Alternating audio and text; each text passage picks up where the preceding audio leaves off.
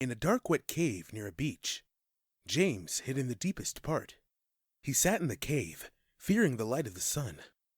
Slowly, he grew tired and started to fall asleep. His eyes closed slowly as he drifted into a deep sleep.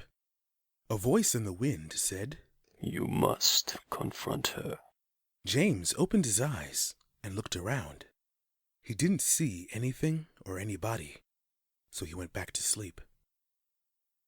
When day broke, Felicia left the orphanage that she loved, but now she had to leave it. As she exited the gates, she could hear the cries of the children who loved her. Tears fell down her face as she entered a taxicab. The taxicab drove off, heading towards a hotel because Felicia didn't know what had happened to John. Just then, there was an eclipse. But this eclipse wasn't because of the moon. It was caused by a flying giant. Felicia looked out the taxi's window and hissed at the giant. She yelled, "Stop here, driver!" The driver stopped. "Are you sure you want to get off here?" Felicia handed the driver €20 and ran towards the giant. She forgot that her bags were in the taxicab, but she just wanted to save the town that the giant was flying over. She climbed up a building to get to its roof. When she got to the roof, she couldn't see the face of the giant. Soon, the giant started to land. When the giant robot landed, Felicia knew what it was. The giant was a Huitzil. And it wasn't just any Huitzil, it was the Mother Huitzil. This Mother Huitzil wanted to avenge the defeat of its kids. 50 small Huitzils landed next to the Mother Huitzil. Felicia watched the Huitzil, waiting for them to attack. Meanwhile, in a cave a mile away from the city, James hid in the darkness.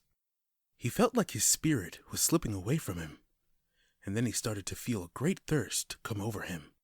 This thirst wasn't for water, but for blood.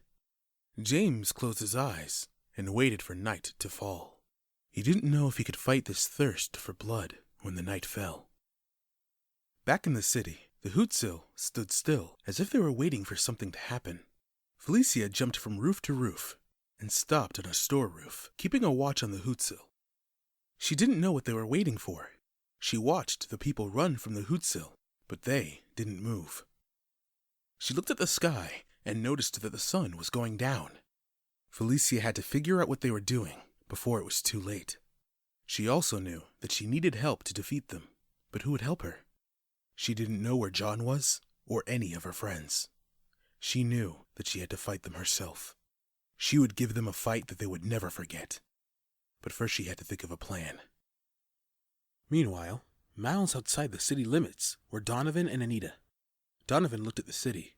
"A great evil has come to this quiet city." Anita looked at him and just held her headless doll close to her. Donovan looked up at the sky.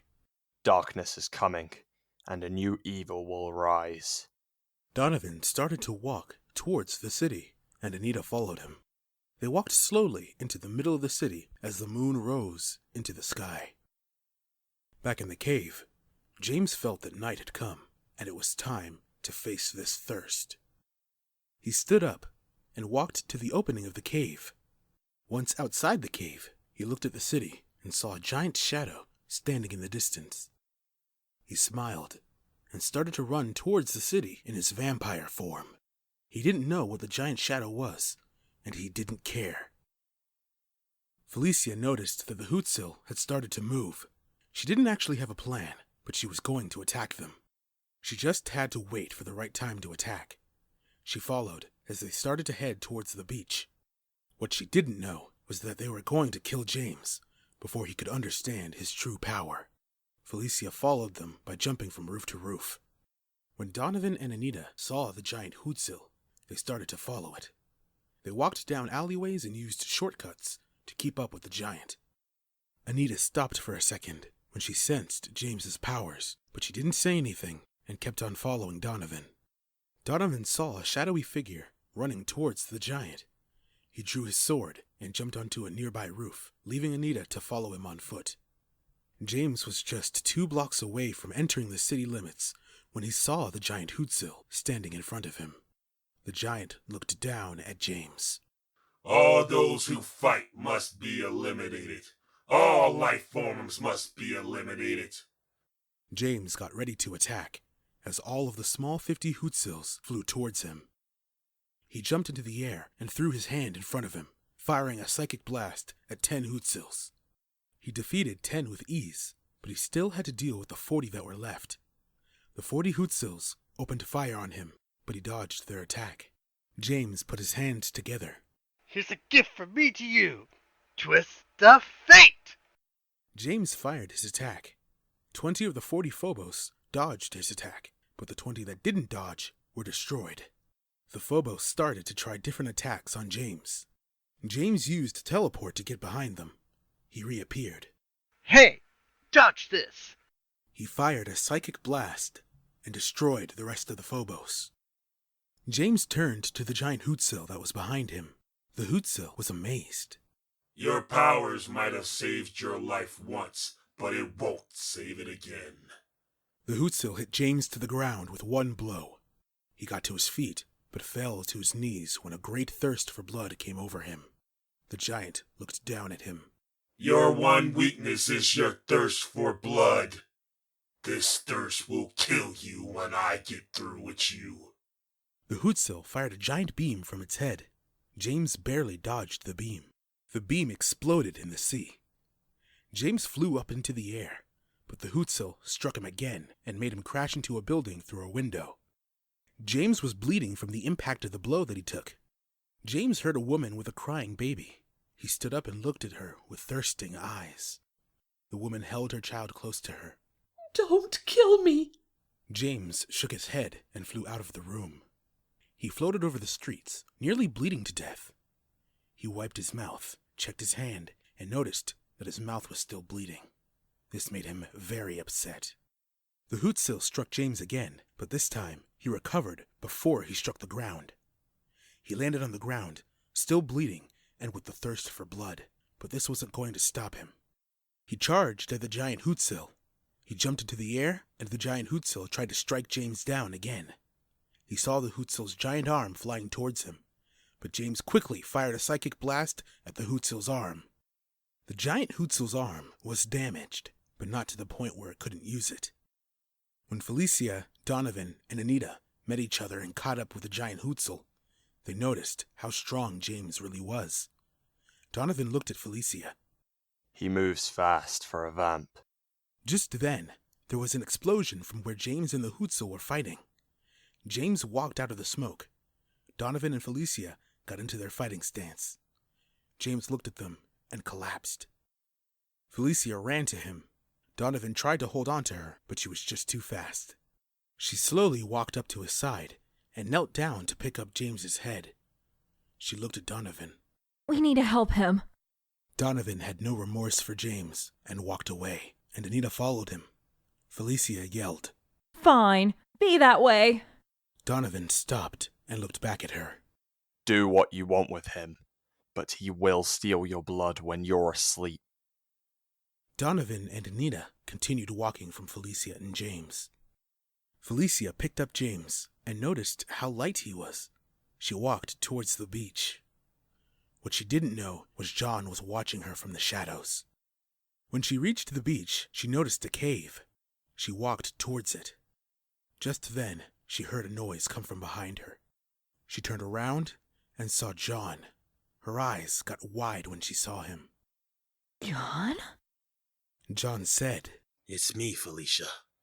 Felicia slowly put James down and ran to John and gave him a hug. I thought you were dead. John replied, "But I'm not." Felicia pulled herself away from him. How did you survive? John looked at James. I survived because he held back on me, but I'm not gonna hold back on him. John pushed Felicia out of his way and started to walk towards James, but Felicia stopped him by getting in his way. John looked at her. "What are you doing?" Felicia replied. I'm stopping you from killing him. John answered. "If I don't kill him, he will feed on this city." Felicia was not getting out of his way. He's injured, John. I need to take care of him. John got angry. Oh, you think you can change what's inside of him, Felicia? That's impossible. He's a killer. You can't change that. Felicia replied. I don't care if he's a killer. For now, he needs to be taken care of. John gave up. Okay, but if he even tries to drink your blood or anybody else's blood, he's dead. Felicia replied. Okay, but for now, I need you to carry him to that cave. Felicia got out of his way. John picked up James and thought to himself, I think she has feelings for him. John and Felicia walked towards the cave, but Morrigan was watching them. Morrigan was in shock to see James survive the attack from the giant Huitzil and the thirst for blood. She held a piece of his BDU shirt close to her. Forgive me. I didn't mean to bring you into my life like this. Morrigan had never felt such great feelings of love in her lifetime. Maybe this was the man she had been waiting for. But she knew that now he hated her for what she had done to him. When John and Felicia went into the cave, John put James in the back of the cave. Felicia looked over the injuries on James's body, then looked at John. I need you to get bandages and find Xinghe and Mei Ling so we can heal him. John ran towards the cave entrance and stopped. I'll be back before noon. John took a sharp-pointed wooden stake and tossed it to Felicia. Use it if he tries to attack you. He ran out of the cave and disappeared into the night.